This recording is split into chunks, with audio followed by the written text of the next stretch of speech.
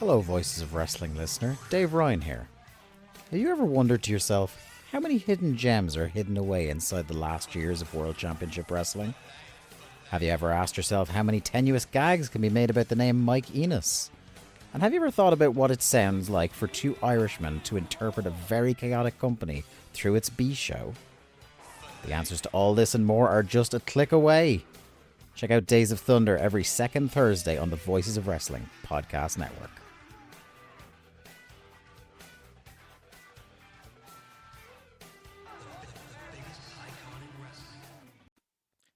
Hey kids, Jeff Hawkins from Shake Them Ropes here, and for almost 15 years we have been part of Voices of Wrestling. Myself and Chris Novembrino give a review of that week's news, the lazy river of wrestling criticism of that week's WWE and AEW, and then Vader Club, where we watch something from one of our past, or something we may have missed. Smart, snarky, and sometimes serious, but not always. That's us, and if that's your vibe, we'd love to have you listen to Shake Them Ropes every week on the Voices of Wrestling podcasting network.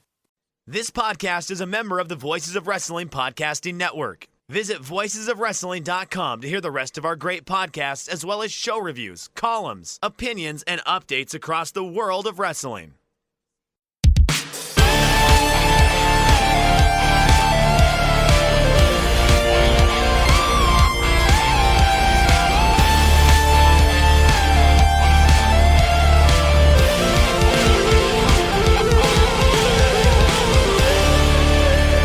Welcome back to another episode of The Good, The Bad, and The Hungee here on the Voice of Wrestling Podcasting Network.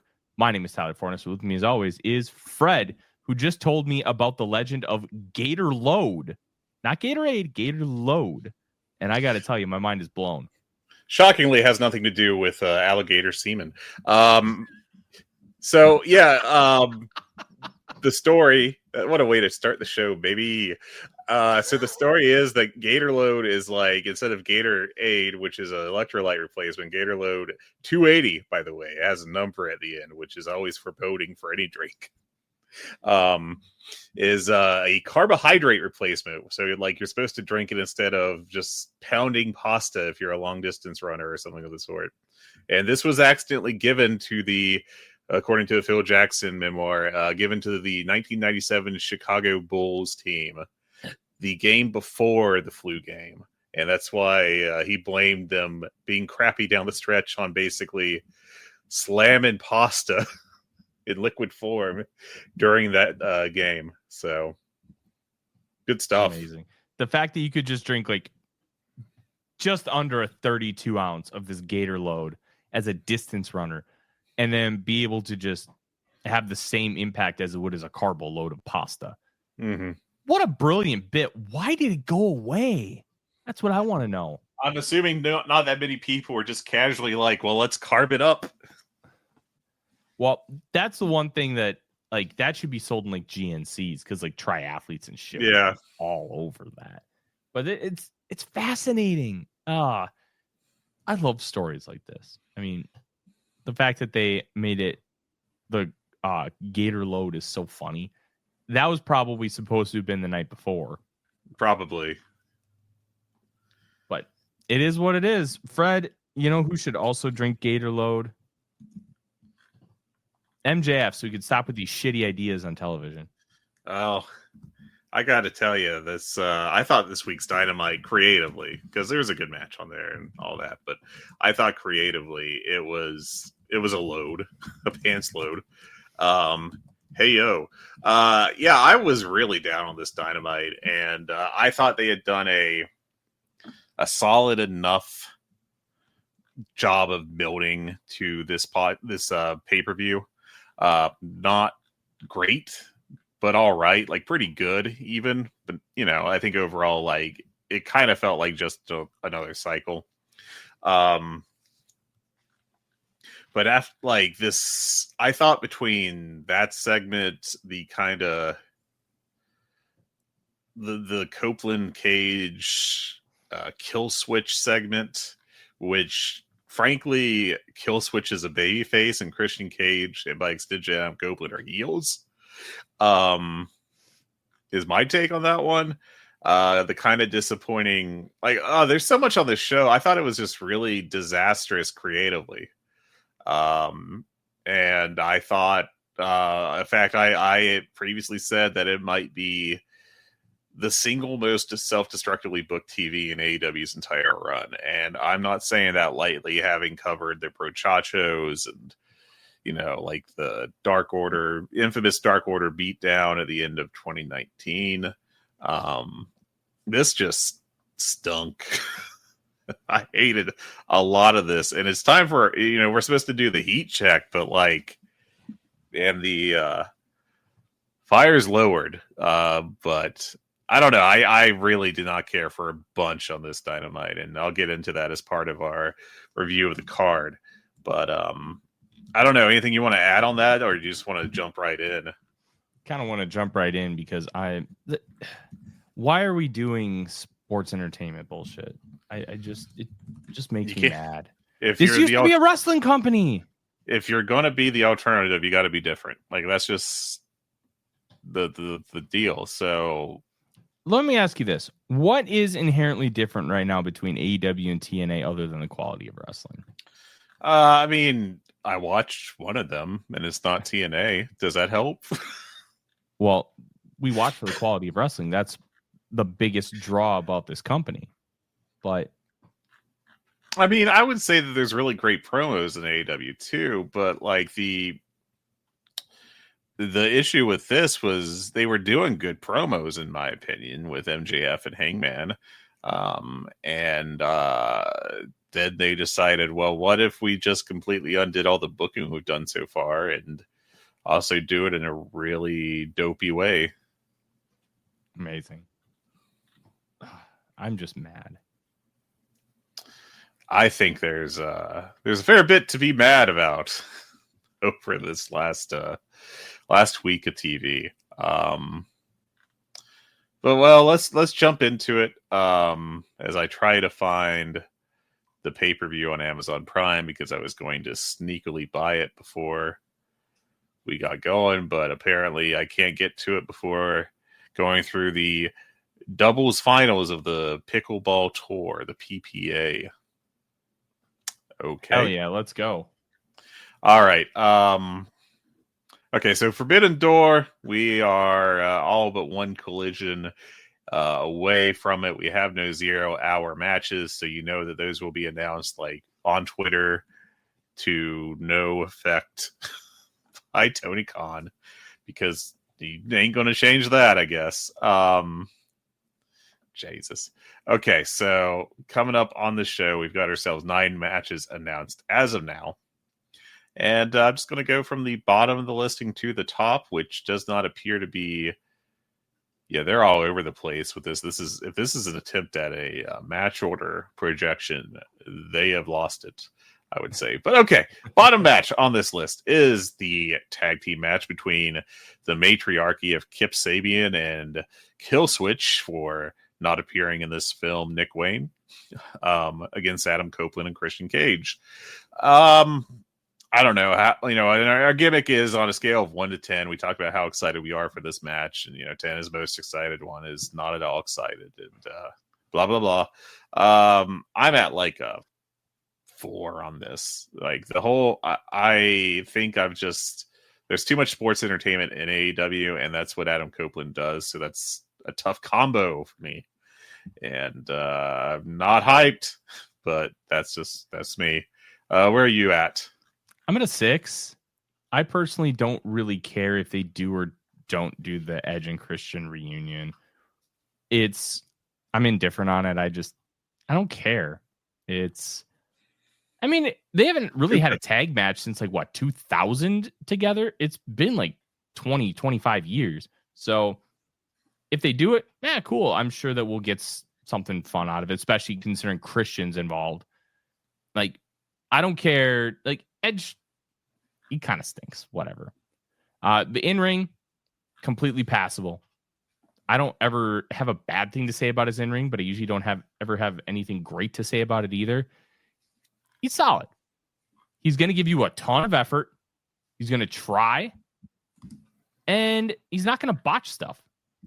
So, you're going to get a solid match. Where I'm really intrigued about this is, one, hey, kudos to Luchasaurus / Killswitch, whatever he's going to go by now, for just being alive and now back in the ring. I liked their little promo video for his return. I will say that. That was really cool. And I'm disappointed Nick Wayne's not in here, but that means we can kind of continue pushing this feud, and we'll kind of see how that ends up going.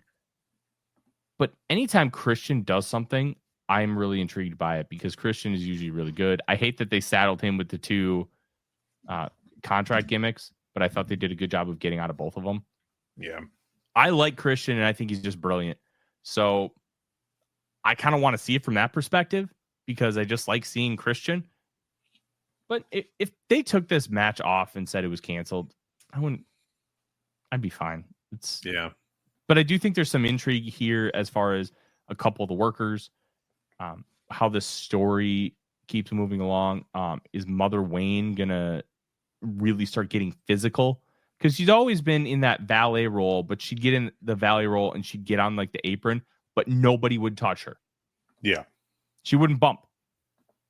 So does that evolve as time goes on, as they're kind of splitting off from the patriarchy? She doesn't really need a bump, but I could see her taking a bump. I mean, she's Buddy Wayne's wife. She can probably take a bump. Well, she was an indie worker, right? Yeah. She at least was a Indies TV, or I'm sorry, Indies valet. I like when valets are workers, because then bumps feel and look more real, and they don't look contrived. But I'm just curious to see if that's going to evolve, because I mean, she's got to be what, mid 40s, maybe 50. I don't know how young she had Nick, because if she had Nick at 20, then she's only 40. Yeah. But just trying to figure that part out. I mean, it really doesn't matter, but let's go to cage match. If she's closer to 50, then she's probably going to be a lot less likely to take bumps. No age listed. She and no matches listed on cage match either. So there's that. But yeah, I mean, I think she's really good, and I'm happy to see Killswitch come back. I'm just, according to Reddit, she was 38 when Nick Wayne debuted, so she'd be 40. Okay. All right. So cool. Who knows if Reddit is right, but I mean, if she's 40-ish, then I think that'd make her more likely to take a bump. When have they ever been wrong? Oh, Reddit. Oh, you're gonna get me in trouble, Fred. You're gonna get me in trouble. I personally don't care if she bumps or not. That assumes people listen to us. That's also true. I'm very curious to see what her role continues to be, if it changes, because she was, what is the proper verbiage, like Christian Cage's muse? Would that be the proper way to say it? I'm not sure. She was Christian Cage's lady. Yes. And there's always somebody else there to take a bump, a Kip Sabian, a Nick Wayne, a Killswitch. So now that this group is evolving, are those people still going to be taking her bumps? I'm sure that it really doesn't matter. It's just a curiosity from me how they're going to grow this group. And I think that piece is a core component of that. Yeah. Anyways, this will be like 3 stars, and I don't know. I mean, I think we're gonna get hard work from Kip Sabian is a jag, but he's gonna be in front of his home country. Not a bad in-ring guy though. No, he's a good mid-card hand. Like, this is a guy that I would have as a jobber to the stars. Oh, we need to get Will Ospreay a match. Just give him 10 minutes with Kip Sabian, and I think you'll get something way worth putting on television. That's higher than I'd use Kip, but Well, you understand my point. I understand your point. He's probably going to work hard because it's in England. Yeah, sure. Luchasaurus is going to work hard because it's his first match back since nearly dying. Yeah. Edge and Christian are going to work hard because it's their first tag match back in 25-ish years. So like this could be like a 4-star match. It probably won't. But I don't think it's crazy to think about, as Odie, I think, is trying to pee on a pair of pants that are on the ground. Let's have here's a chicken dinner bet. I bet you one chicken dinner for when we finally meet up in person that this will not be a 4-star match. I don't think it will be. I think there's a chance it could be. Okay. All right. I'm not willing to bet on it, but I think the ceiling is like 4 or 4.25, because all these guys are going to want to work hard. And if you want to work hard, then if you have the right structure, like, it's a non-zero chance. This could be a surprise match. It could also stink. That's why there's intrigue here. Okay, sure.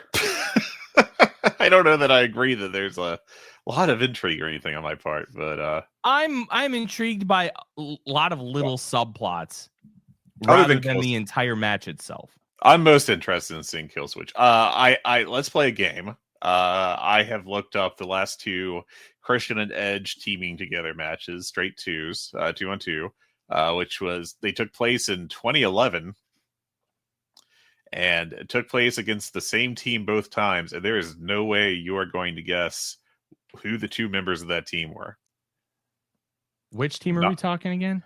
Who Christian and Edge faced in their previously televised matches as a tag team. Kurt Angle and Chris Benoit. Nope and nope. 2011. Oh, 2011. They wrestled together in 2011? I thought they had wrestled twice. 2011. Yeah. Alberto Del Rio and Randy Orton. Well, you got half of it. I was not expecting you to pull Del Rio, but there's no chance you're going to get the other half. Dolph Ziggler? This guy has been on TV a lot, though. I don't know. Brodus Clay. No way. All right. Yeah. Okay. Yep. But that was their last. So 14 years. What we need to do is we need to get that Joe Lanza clip of him ranting about the Dudleys calling themselves the best tag team ever, or saying that they could possibly be the best tag team ever, and get an updated version of that for Christian and Edge. Edge, I think it was, calling themselves the best tag team ever. Because look, they should think that. Like that's the kind of confidence you want, but you're also very wrong. It's I don't know if I would have them in my top 100. I'm more likely than the Dudleys, I think, but it depends how much you want to look at reality versus kayfabe, because in kayfabe, the Dudley boys are incredibly accomplished. So I think that at least creates a different discussion when you're comparing those 2 teams. But we're getting off the rails. We spent almost 15 minutes talking about Christian and Edge versus Kill Switch and Kip Sabian. You sure you don't want to just talk about Gator Load some more? All right. Next up, they have listed MJF against Adam Page. Boy, I hated the angle this week. Sucked. I just hated that. It's why in the world would any like real fighting organization? I know like the whole like, oh, that's just what wrestling is these days kind of bullshit response, but like seriously, this is just dopey. It's not fun. Just why would you want this on your TV? I don't get it. It's not. I didn't think it was fun. I didn't think it was enjoyable. I hate it, and I thought that it completely undermined what was a very interesting build with Adam Page outplaying MJF, and like why is Bishop Khan going to set Mark Briscoe on fire? Like how does that make any sense? Just dopey. I don't know. I don't know either. This whole thing kind of sucks. And it's really frustrating because 2 weeks ago, like, this match felt awesome. It had a lot of heat. I missed last week's Dynamite because I was out of town, and I just watched it yesterday. And after their segment from last week, I was like, all right, this is building pretty well. I like the direction they chose with this. And then this week, they're like, what if we just completely undid all that? Cool. Great. Fantastic. Dude, the fact that this fucking oh god, I'm going to no stop, please. Yeah, great. We've also got we've got Money in the Bank at home, Jacksonville edition. Yep. We've got Money in the Mattress in Duval. Yep. So like that all sucks. If these two just had a straight match, it could be like a legit match of the year contender. I think, like it has that potential. I think the it could easily hit 4.5 stars, if not much higher. But with this gimmick and with the whole title change on DQ and count out, and also the I don't have to use my contract thing, potentially setting up a post match. I may have been pinned, but I'm cashing in here. Gimmick. This could be really dumb. And, people complain a lot about MJF's creative instincts. And I think after the Rich Hot shows, he deserves every single bit of scrutiny he gets. But I think, Tyler, you cover the Vikings. You know how the calendar works. When does the NFL start? Next week, like the actual September 4th is the first regular season game. Okay, so 2 games, 2 weeks from now. We're back. It's NFL season, Tony, and my theory is that once we get to like the preseason, once we get to football, and Tony has to be making decisions about the Jaguars in particular, as well as whatever he's doing over with Fulham. This is when AEW's booking tends to get the weakest, and we're there. And I think this was a bad call by Tony. I don't think Tony gets enough criticism for some of the MJF booking. And I also think that he needs to kind of shit or get off the pot. Either you're the head booker of AEW or you're, the GM of these other teams. And you know what's funny with the Jaguars specifically? He's like an analytics guy.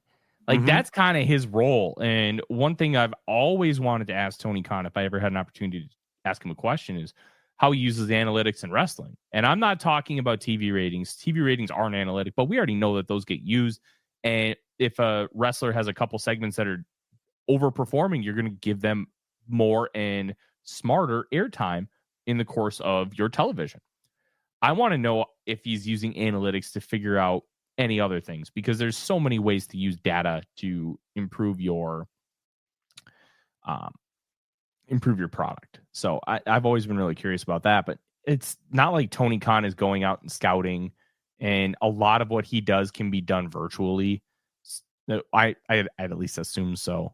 And it's tough, man, because this promotion it felt like it was doing well. Some of the post all-in directions that they had, like, I'm not one who subscribes to the fact that they just didn't know what to do post all-in. I think they knew exactly what they wanted to do. It just hasn't worked. And I think those are two different things.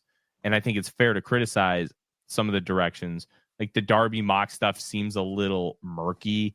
And now you're having, look, I love that Hiroshi Tanahashi's in a lights out cage match. That rules.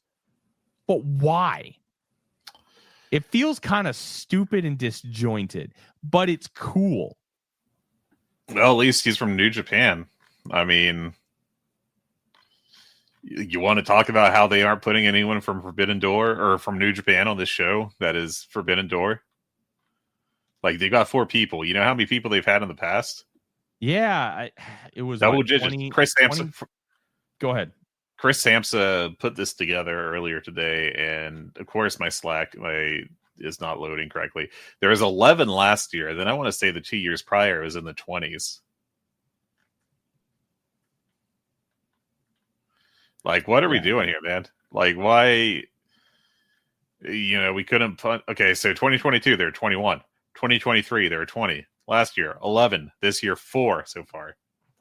And like, this is after. Oh well, we're more involved with Stardom and CMLL, so you might get some of them, and not a single person from either. Well, okay, there's Bozilla from Stardom, but no one from CMLL. Yes, please. Give me a Bozilla and Mercedes match. Hell yeah. That sounds tremendous. I would not be. I assume that Bozilla will be jumping to the US at some point in the next year or so. Bozilla, Megan Bayne at Joey Janela's Spring Break was probably my favorite match of WrestleMania weekend. It was not the best match, but it's so rare, like in wrestling, that you get two giants just throwing down and it just works. In women's wrestling, there are way fewer giants. Bozilla and Megan Bayne, you could probably make an argument that they're the best two. Mm-hmm. And they're both pretty green. And in the same sense that giants in men's wrestling have a hard time finding their feet because they're always working down. And sometimes when the bigger you are, the more clumsy you are. I can say that from experience, being 6'6". It's very interesting to see two of them go against each other. And I thought it just worked because they were just throwing bombs and beating the piss out of each other. And I give it 4 stars. I thought it was great. Mm-hmm. You can tell that they both need more ring time. They both need more seasoning, but there's something there with both of them. And I thought it was really fun to see that kind of play out.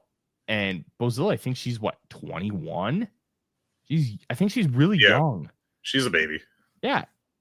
Getting her in a match like this, if she doesn't just completely train wreck it, which being how green she is, and this isn't an insult on Bozilla, anytime you give somebody that young and green this kind of match, it can go wrong.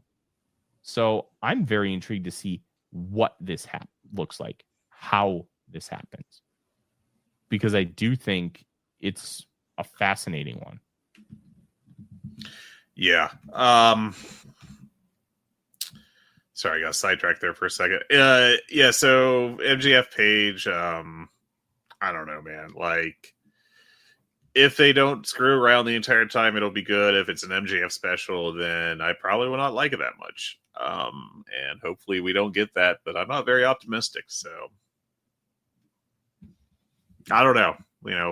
Anything you want to add to that part of it? Look, I really, really like the idea of Bozilla and Monet. I also really like the idea of Alex Windsor and Monet. I like the idea of Alex Windsor and Bozilla. And I think the fourth woman is Persephone, right? Yeah, but we were talking about Paige and MJF. Oh, we still were? Okay. I got sidetracked with the women's match. We can talk about that then. Yeah. Look, Paige and MJF had a really good match. I believe it was at Full Gear. And Paige just won.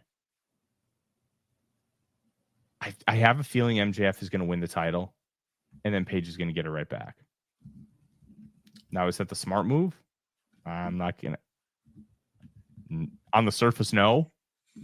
But as I've always said with everything in this company, it's always about the follow-up. What is the follow-up to the really good or really shitty thing, or anything in between? Because MJF winning the title this quickly, maybe they do that. He loses and then he cashes in and then he wins, because he's just butthurt, and then he cheats, and then all of a sudden at All Out we get Texas Death. Well, that could be a legendary match in the pantheon of this company. Could be, but I don't know. We'll see how MJF-y this gets before. I'm kind of pessimistic at this point because I don't trust him. I think that we've gotten to the point where it's not a great situation, with what he's doing, what he wants to do creatively. So I don't know. That's a huge point of concern for me. I think that in general, like they could, if they wanted to take the title off of Paige, I don't think that it'd be the worst idea ever. I think they could do that, but if it's like, I think if it's MJF winning through like a lot of very MJF stuff, then I am going to be far less interested, and I think it'll hurt. I think it will definitely hurt the product, the company that felt like it was on the right path just a few weeks ago. So pretty concerned about that. Again, this is a company that should not be doing all this sports entertainment nonsense. And unfortunately, I think that they're going to. So, all right. Next up on this card of stars is Nigel McGuinness challenging Zack Sabre Jr. for the IWGP World Heavyweight Championship. Daniel Garcia will be with Nigel McGuinness. One assumes Daniel Garcia is going to be turning on Nigel McGuinness. I'm at like a 7 on this. I think this is going to be a pretty cool match. What's your thoughts? I think this could be a really good match. I'm at an 8. I know there was a lot of discussion. We never got to talk about this. The 4-way that they set up, how it just canonically did not make a lot of sense. Yeah, it's kind of dopey. I agree with that, but I want to counter with this because I think this is the way they went to set it up, which I think is a good one. Hey, here are 4 best technical wrestlers. Now you can go face the current best technical wrestler in the world with Danielson still out. And I think that's kind of the thought process they were going with. And I kind of like that because I think it's a cool way to have a match. This is kind of like an all-star show. None of these guys are beating Zack Sabre Jr. No. It's just to put on a cool match and to emphasize what Zack Sabre Jr. is doing. He gets to defend the IWGP Championship in London. And a lot of the hometown fans, and this is what this match is for. This match is for Great Britain. This is for them to see their former best technical wrestler of the country in Nigel McGuinness against the current one in Zack Sabre Jr. It is a match built specifically for them. It gotten to in a quirky way? Yeah. Were they just trying to do something cool and how they got there? I agree. Did it work perfectly? No, it absolutely did not. But I didn't really have an issue with like, oh, Lee Moriarty, Daniel Garcia, Nigel McGuinness being like one step away from challenging for the IWGP World title, because this show is kind of like an all-star show. They've never really treated these title defenses as quote unquote meaningful when they're cross promotion. It's to have a cool match. And some of them have been hits. Some of them have been big misses. Like Sonata and Jungle Boy. Yeah. But you had MJF and Tanahashi. Tanahashi's kayfabe results over the course of his entire career signal that he should get a shot at this title. But at that point, he didn't deserve a shot at the title. He had been losing like crazy in New Japan. So I'm viewing it as this is a super show. This is an all-star game. And this is a match that is humongous for the country of Great Britain. It's not for you and me. The fans are going to eat this alive. And I'm excited for it. So. This is probably going to be the hottest the entire crowd is all night for this match. Yeah. It'll be interesting to see. We'll see. I think the crowd reaction will be a reflection of what, this is. Obviously, I'm halfway through it and I'm realizing how dopey of a obvious statement it is, but it will be a reflection of like what the current AEW crowd is like, because I think in 2019 when it first started up, the typical AEW fan would have been way more into this kind of matchup, very unique, cross-generational, once in a lifetime kind of thing. And I think that it'll be exciting. I'm excited for it. I'm really curious to see how it goes. And I am optimistic it'll be a good match. I think we're going to get a really obvious turn after the fact. Mm-hmm. But I don't think that's much of a surprise either. I mean, they really do need to give a direction to Daniel Garcia. He's really been struggling, and it's about time they do something with him, man. I just wish that they get going with it. Yeah. This could be a good new direction for Daniel Garcia, and for that, I'm excited. Mm-hmm. Look, this match was gotten to specifically for the crowd, and then they did the 4-way to kind of have that cohesiveness about, hey, it's just going to be a great technical wrestling match for the country, essentially. So let's have 4 really good technical wrestlers. I accept any argument that says that's the wrong way to do it.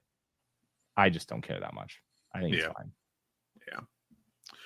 All right. Coming up next is Hiromu Takahashi challenging Kyle Fletcher for the TNT Championship. I think this could steal the show.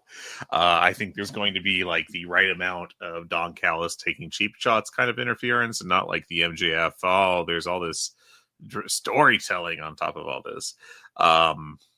So I'm quite excited for this. I think there's a pretty good chance this could be the best match on the show. I'm going to go at a 9 out of 10 on this. Your thoughts? Yeah. This could rip, man. Yeah. It could absolutely rule. 100%. I'm excited for it. I'm also at a 9. I want to see this. This is the kind of thing that Forbidden Door is built on. Cool ass matches that you probably never ever get to see. Mm-hmm. That it's like, it kind of sucks that Hiromu's losing, but they don't view Hiromu as a heavyweight, and this is obviously a heavyweight in Kyle Fletcher. So I just don't think they care that much. Well, I mean, Hiromu's also not going to hang around in AEW that much either. Well, I think like New Japan's never going to push him the way he wants to be pushed. So maybe this is a way for him to get out. And I'm not saying that's a good idea. I'm not saying he should. I'm just saying, Yeah, we'll see how this goes. I just don't think that it feels too early. Like, they still value Hiromu as a junior in New Japan, but they obviously, I mean, at this point, it's pretty obvious they have no plans to ever push him as a heavy. And I think that does kind of, that there's a glass ceiling there. And I do wonder if he ends up taking kind of like a Kushida path of just doing a lot more freelancing. But yeah, I think this match could be extremely good. Now, Hiromu, while still really, really good, is not what he was before breaking his neck back several years ago. But, if we had like 2017 Hiromu against 2025 Kyle Fletcher, oh, buddy, that'd be really special. But this will still be really, really good. All right, going on to the match you really want to talk about, the TBS Championship. We got Alex Windsor, Bozilla, and Persephone all challenging Mercedes Moné. I think this will be pretty good. I'm at a 7 on this. You go ahead. 10. Hoss match.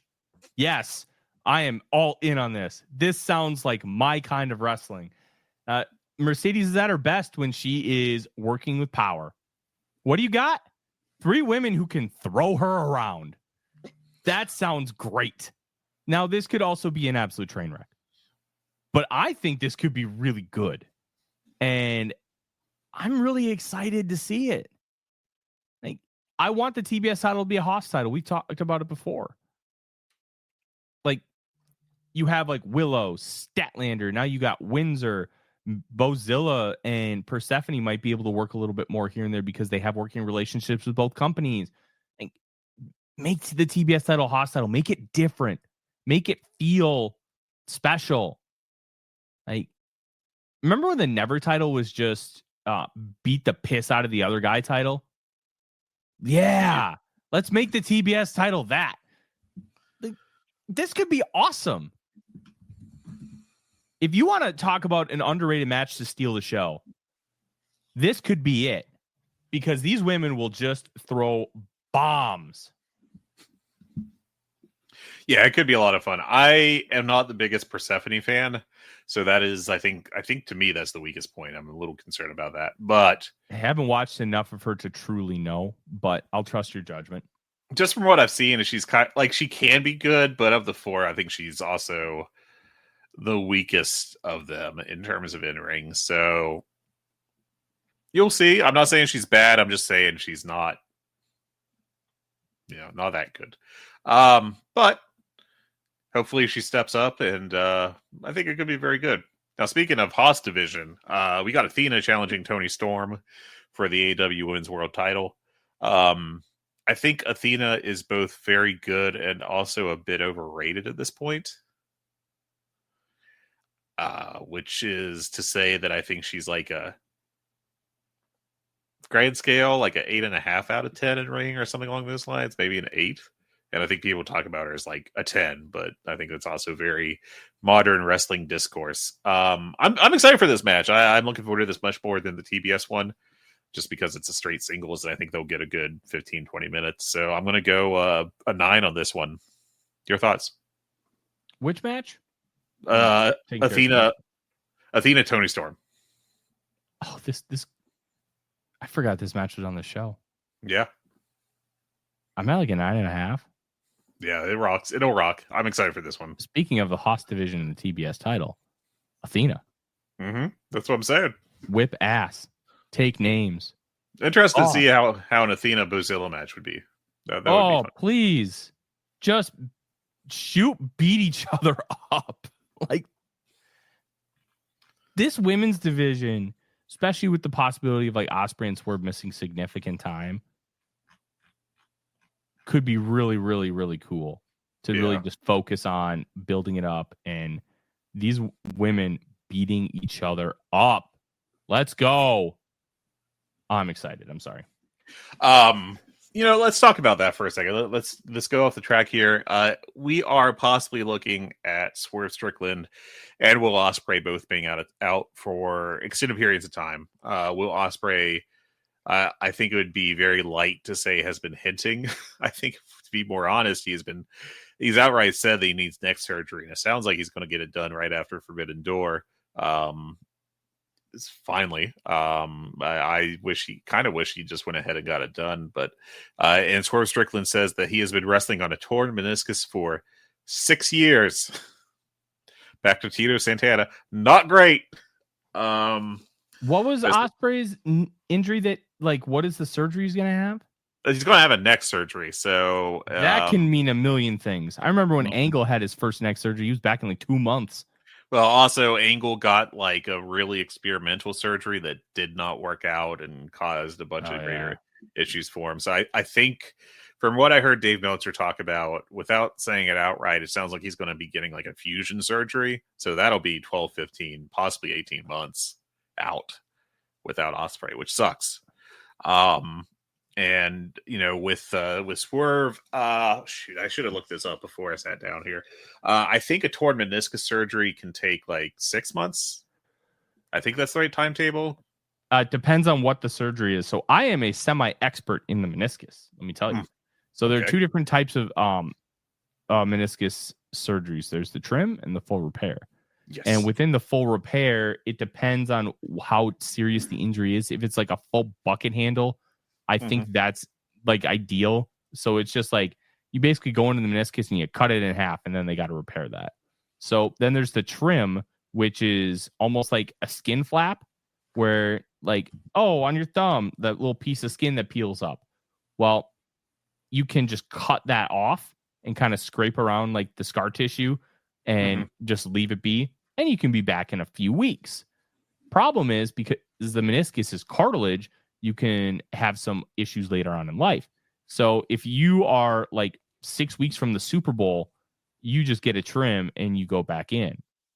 But if you're JJ McCarthy, the Vikings starting quarterback, he severely hurt his meniscus. They did a full repair and he was out for like 6-7 months.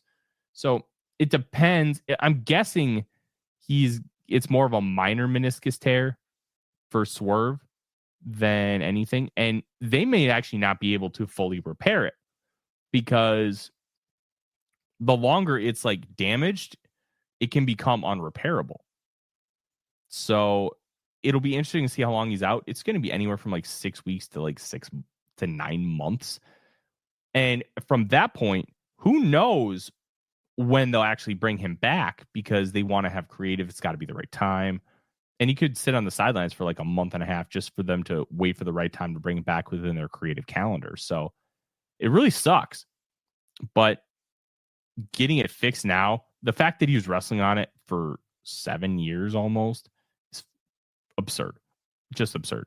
Yeah. I mean, I guess you could say that was a smart move for his career, because staying on his feet allowed him to get the push from AEW and get put through and be made a proper main eventer. Like, I think there's no way you can argue that he is anything but that at this point.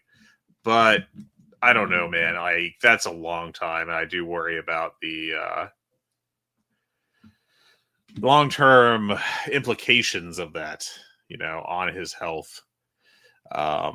Hopefully nothing dramatically bad is going to come from that, but I'm not real optimistic about that either. Yeah. So, yeah. Yes. Well, since we're talking about Swerve anyway, he's got his match with Okada for the AEW Unified Championship. Love anything like Tony Khan loves renaming a belt or combining belts. I think this will be good. I think we're past the point of Okada being like one of the 5 or 10 best at worst wrestlers in the world. I think we're now at the point where he's like probably a top 50 guy. He should be on the FSM 50 this year. He should have been last year, but so I'm going to disagree with you, but okay. I want to reframe it. I still think he's one of the 5-10 best wrestlers in the world. He's not giving you the 5. Hold on. I think this is an important caveat with my opinion. He's not giving you one of the 5 to 10 best outputs in the world, and I think they're different conversations. Okay. I still think he's got it, but he's not putting it out there, and I think a lot of that has to do with what he's been given and what he's doing. And I think it's a little bit more of a booking conversation than it is he doesn't have it anymore conversation. And I think having that conversation, I think is what's the right phrasing here? I think that's the right conversation to have. I don't think he's lost it, but his outputs isn't like wrestler of the year kind of territory where it has been in so many other calendar years. I mean, but I also don't think he's become like a worse wrestler, because the FSM 50, it's more about your output over the year than anything, right? Well, should that not be how you evaluate a wrestler? Is how good are their matches actually? I know where you're going with this, and yes, it should be, but okay.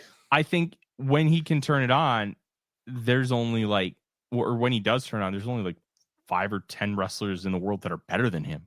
If that. Mm-hmm. I think you could have said that in 2023. I don't agree with that right now, to be honest. You're wrong, Fred. You're wrong. I think, look, he's had a bunch of matches I've had in the 4.5 star range, but I have not come close, I don't think, to this guy's had one of the best matches of the year since he went to AEW. Outside of looking through his list, I feel pretty comfortable with that, actually. No reservations. And I think that's I used to think that it was because he wasn't motivated to do stuff with Mark Briscoe or whatever, but truth be told, I think it's just that, if I think he is a little, not a lot, but he is a little limited physically. I mean, he is 37 after working hard for a long time in New Japan. And I think it's, fair to, look at, his list of matches in AEW, and he's faced a lot of great workers. And I would say that a lot of the time, while they delivered very good matches, they also disappointed a bit. And I think that's a fair assessment. I get that. And I also, if I could give you 10 names that I think are better in-ring wrestlers right now, without much of a debate over Okada. In terms of skill, not going to output.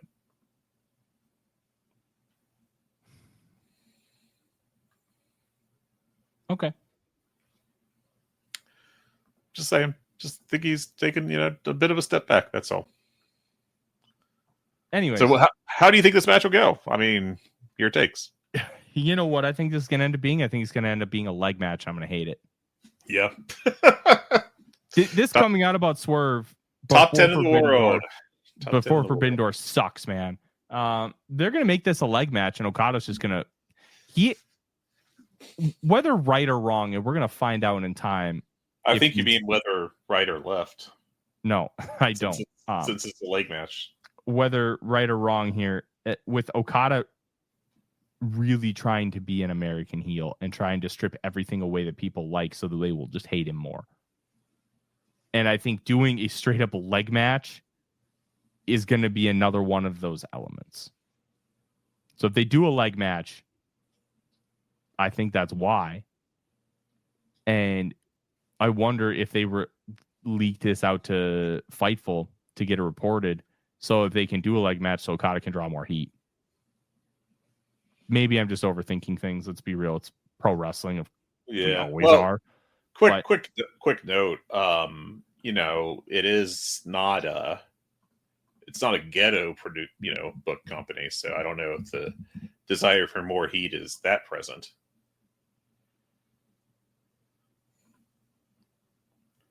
Yeah. Plus, how is Don Callis going to get involved? That's going to be fun too. Probably just his normal, I'll get a few cheap shots in, but it's not going to be that bad kind of stuff. That's my guess. All right. So my dry humor is working great so far. All right. Coming up next, we got two more matches. One is for the World Tag Team Championship. We got Brodito and FTR challenging the Hurt Syndicate. Now, this is an elimination match, which I missed at first. I was getting ready to say, not being the allegations, Hurt Business or Hurt Syndicate. But given the fact that there are going to be apparently two falls in this match, unless there is a double DQ or something really dumb like that, which I won't rule out. I think that if the Hurt Syndicate were to retain by Brodito and FTR doing a double count out or double DQ, I think I might just they're holding those belts hostage. Fully on board with the speculation. When I first found out that this was a 3-way match, I'm like, fuck you guys. Yeah. This sucks. But making an elimination match piques my interest a little bit. A little better. It's I'm fine with it. You know what I think is going to happen? Brodito is going to be pinned by Bobby Lashley, and then FTR is going to screw over Shelton Benjamin and pin him. I think that's what's going to end up happening. Yeah, they need to get the belts on FTR. They're just doing fantastic work.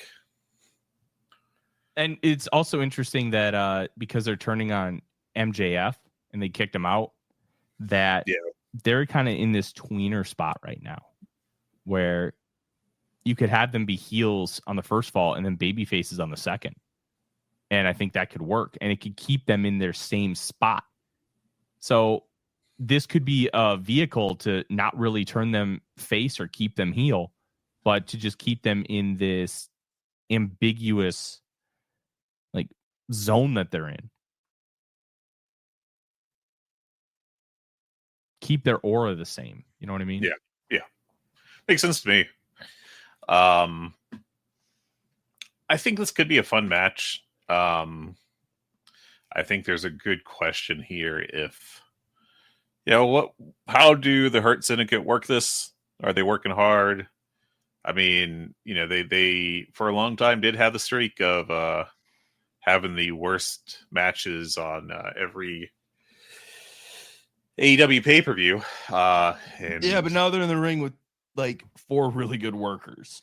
Yeah, it'll be interesting to see. I'm not super optimistic still. I guess we'll see if they can buck that trend. I could also see this checking in at it was a good 3 3/4, but also to just do that with Brodito and FTR is kind of a disappointment. So the one thing that I think they deserve a little bit more credit or a little bit of a break on, I guess is probably the better way to frame it. Their poor outputs have not come against these great workers. You know what I mean?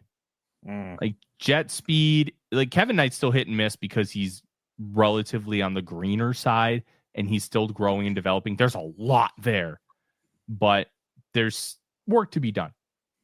And Speedball, good wrestler, but I feel like there was a little bit of a chemistry thing between the two teams. Like, and before that, like, we're not talking about them going out and facing the Young Bucks. They had arguably the weakest match on paper on those shows, and they gave you the weakest output. So how much blame do they really deserve for these quote-unquote poor outputs? They still just need to shoulder some of it, but how much of it is due to the booking and the opponent that they had? I don't think that's been talked about at all, and I think it should at least be mentioned. Because if you are going up against Will Ospreay and Swerve Strickland and you put on a 3.25 star match, it's your fault. But that's not what's happening here. So I'm very intrigued to see them go up against one of the best tag teams of this generation in FTR and a couple of really good, young, fascinating wrestlers who have developed a really nice rapport in their short time tag teaming in Bodito and Brody King. I said Bodito. I got Bandito and Bozilla mixed up in my head. Oh my gosh, I need a nap. You know what I mean? Like I think we've been putting too much onus on the fact that their matches haven't been as good as they should be, when I think there are other factors that have not been mentioned nearly as much as they should. Well, they still deserve blame. I'm just saying, yeah, maybe we should ease a little bit of that blame. It's not all on them. Like, I'm not saying that they suck, but I think that it is fair to say you're 100% saying they suck, Fred. It's okay. I'm not saying they suck. Look, trust me, there's not many wrestlers in AEW that outright suck. They're just like we top out at like 3.5 stars. Kind of act. And there's room on the card for those matches, but for a promotion that has always prioritized tag team wrestling, and I use that in air quotes, that's not good enough.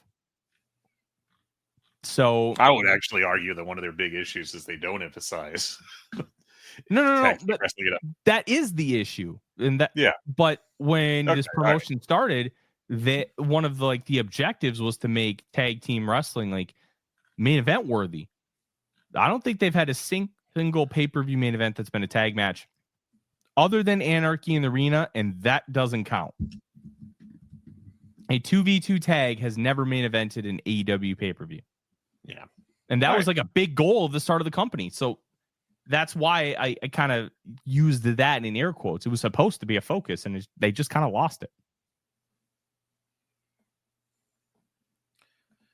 Well, that leaves us with the main event of the Lights Out Steel Cage match between the Death Riders of Claudio and Moxley and the Young Bucks and Gabe Kidd, who missed most of the G1 with a knee injury, against the Golden Lovers, so Omega and Kota Ibushi, Darby Allin, Hiroshi Tanahashi, and Will Ospreay. And I will note that the babyface side has two guys, or a guy that can't move in Hiroshi, a guy that previously was not able to move and then looked like he could move at least a little bit when he returned, in Kota Ibushi, and rocking out Tyler Fornes over here, and Will Ospreay, who needs major neck surgery, and also Gabe Kidd, who had that knee injury. So the walking wounded here.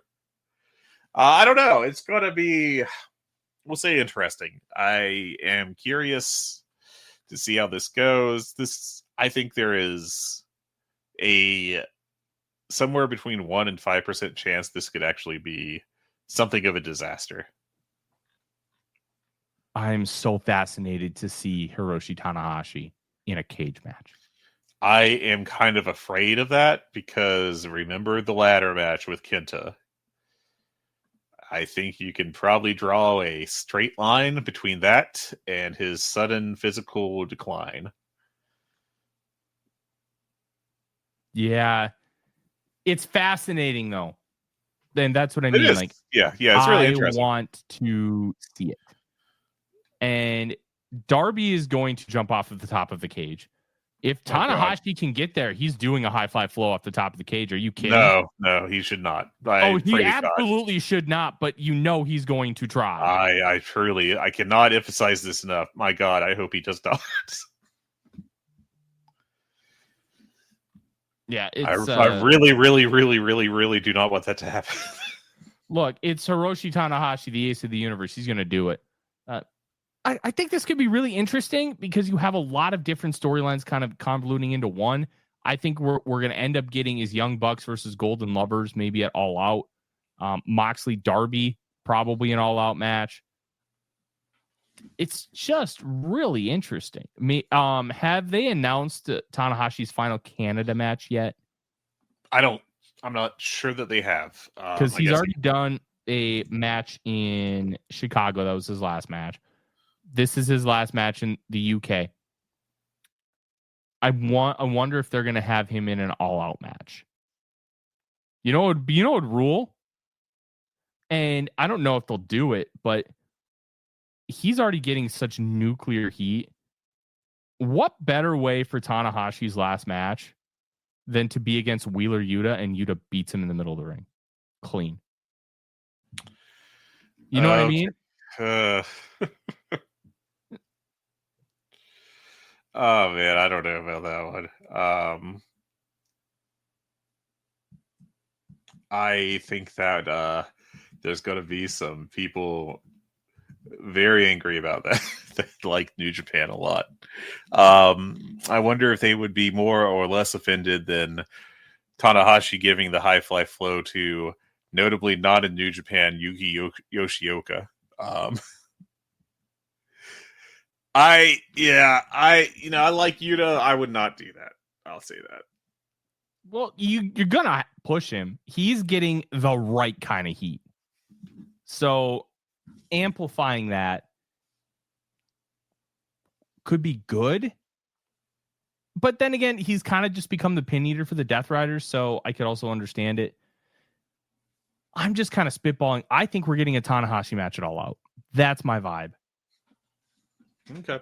Well, hopefully it's a tag of some sort because, again, Tana is not... He can at least bend his knees enough to do the fake air guitar and throw it. Yeah. Like, you can make stuff happen. He's still got a brain for the business. So, that's good enough by me. Fair enough. And that's the card. Anything else you want to talk about with regards to this card? You want to talk about Jericho's rumored exit? It'll suck, but it's probably the right time. It was probably the right time a little while ago. I would like last match even. Was it Hook? It might have been. I would have liked to have seen him. I would like to see him get a proper send-off.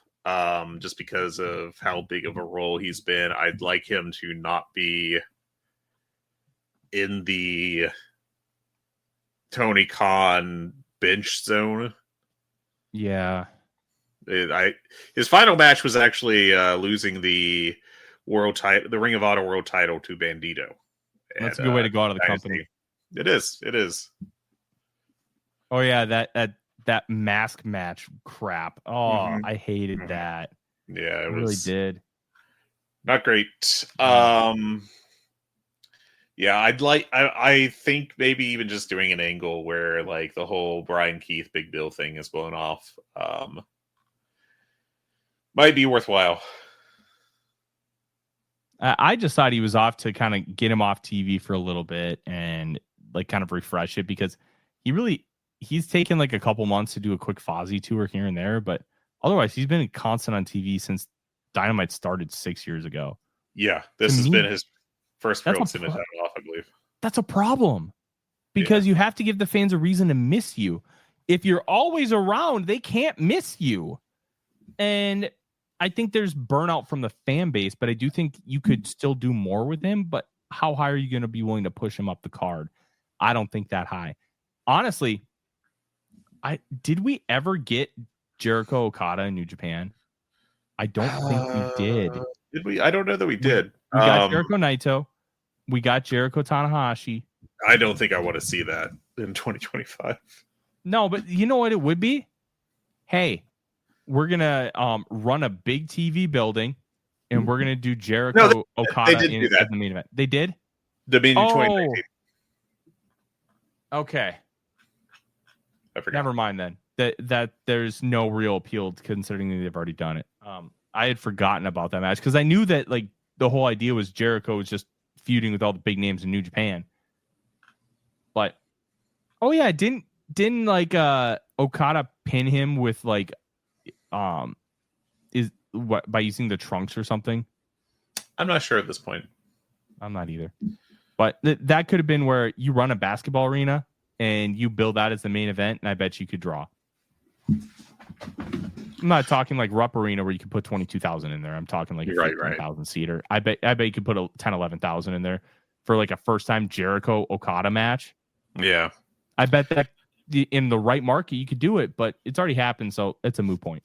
Yeah, Jericho wrestled all the big stars from New Japan in his little run there. Kenny Omega, Tetsuya Naito, Okada, Tanahashi, and of course G1 finalist Evil. Mm-hmm. Yeah. All the big stars. All the biggest stars. Evil. That Evil match was funny too. That was before the turn. But that was just he only did that to fuck with Naito. So yeah. Otherwise, I don't really have much else to talk about. How this show ends up going, I think is going to tell us a lot about where AEW is headed. Yeah. And the vibes got real bad pretty quick the past week. So with the injury reports and what I think was pretty bad booking, I am negative right now on the, I was thinking even a month ago after the Texas show that they were in a very promising spot. And I think now I have concerns. We'll see how the booking plays out on Forbidden Door, but between all the questionable decisions in some of the big matches and also just doing Forbidden Door without like 5 people from outside the company, it's pretty lame. It's not good. It sucks. I agree. Frankly, at this point, if that's what they're going to do, they should just binge the concept. Put in the Jericho zone for a while. Yeah. Next to Wardlow, covered in mothballs. It's just not the same right now.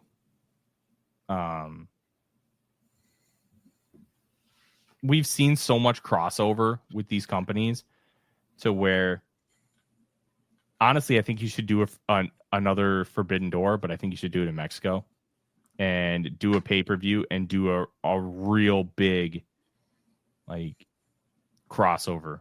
Like that would have been a perfect spot for MJF Mystico. That would have been like you'd be a great spot where you have like Atlantis Jr. Like think about like Atlantis Jr. against like Will Ospreay. Like just do a super show like an AEW versus CMLL Forbidden Door card where it's just like 9 singles matches and it's just like a tournament. Who wins? Mm-hmm. That'd be fun as hell. Shame we ain't doing that right now. All right. Well, I think I'm good. I think that's it for me. Anything else you want to add before we head out? No. Sorry we aren't as regular as we should be with these shows. Football is consuming my life, but it's also my job, so that's kind of okay. I'm just glad you were able to finish the day or finish the show today. Hey, yeah, because Adam Thielen's about to be traded to the Vikings, and I was about to have to pop off and do a bunch of work. So now that I'm going to go make myself some lunch, the second I start making lunch, it's going to happen. All right, y'all. Y'all take care. Have a great week, and we'll talk to you after the pay-per-view. Boom.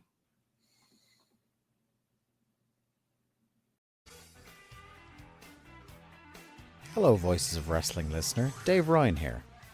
Have you ever wondered to yourself how many hidden gems are hidden away inside the last years of World Championship Wrestling?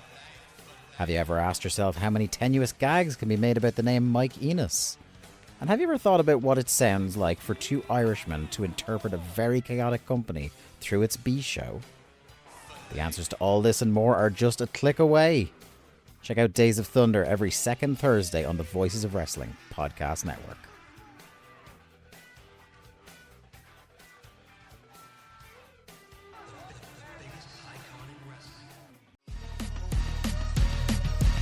Hey everybody, my name is Jesse Collins, and I am the host of the Gentleman's Wrestling Podcast, a show right here on the Voices of Wrestling Podcasting Network.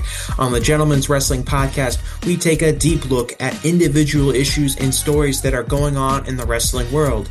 Each episode is about a different topic, and we take a thorough and educated look at things ranging from current booking trends to breakdowns on individual performers and angles to investigations into different fan cultures across the industry.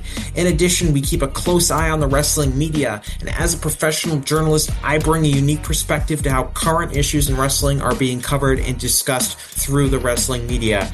We have a revolving series of guests from across wrestling punditry joining us on each episode, and we hope that you make the choice to give us a listen on wherever you get your podcast from.